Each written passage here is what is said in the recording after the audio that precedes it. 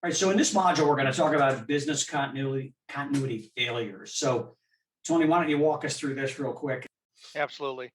So when you take a look at some of the traditional reasons for business continuity failures, it's either that a plan was never developed. If it was developed, it hasn't been updated in many years. Um, no impact, business impact analysis was conducted, and the failure to develop a system or process recovery prioritization list. So I've seen individuals that have put together what they thought was a business continuity plan, but when you ask for the BIA, there's no evidence that it was ever done. No risk assessment conducted.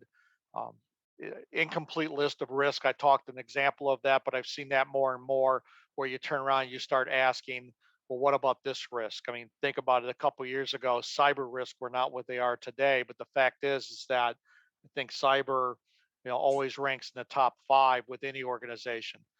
Failure to identify and fund mitigation projects. I've seen organizations that have taken this very seriously, mitigated, and now they're BCP. They're able to focus on other risks because the risks that were previously identified no longer exist. And I've seen others that have turned around and decided not to fund the mitigation risks. And the fact is that that vulnerability exists. And then failure to communicate. I actually have heard stories of plans that were developed and they basically sat on somebody's desk but was never shared with the rest of the organization for whatever reason. So now individuals don't know what their role is, what's the plan, what is the responsibilities to recover, and some may not even realize that the plan exists. And then the failure to exercise the plan. So when staff are asked to do certain functionalities or certain roles, they're not trained in it. They may have that responsibility that interfaces with a particular function or activity, but the fact is they're not trained in what the plan identifies they need to do. So what I did is over the years, I've put together a couple of planning failures, and no names are being used, and I'm not going to hint on who it was, but this here is a critical infrastructure owner operator.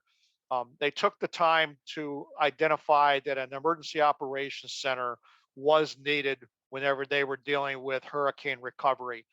They took the time to buy the property, identify exactly what was needed.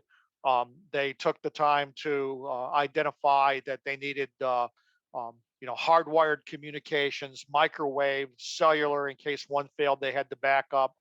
In case the power outage, they were able to have a backup generator, which they put in the basement of the facility. They had a separate duplicate server room in the basement. They created emergency operation procedures and they trained staff. They had a very robust training um, schedule for them to come in and understand this particular EOC. It wasn't large, but it was an EOC that they could coordinate the recovery for their particular critical infrastructure.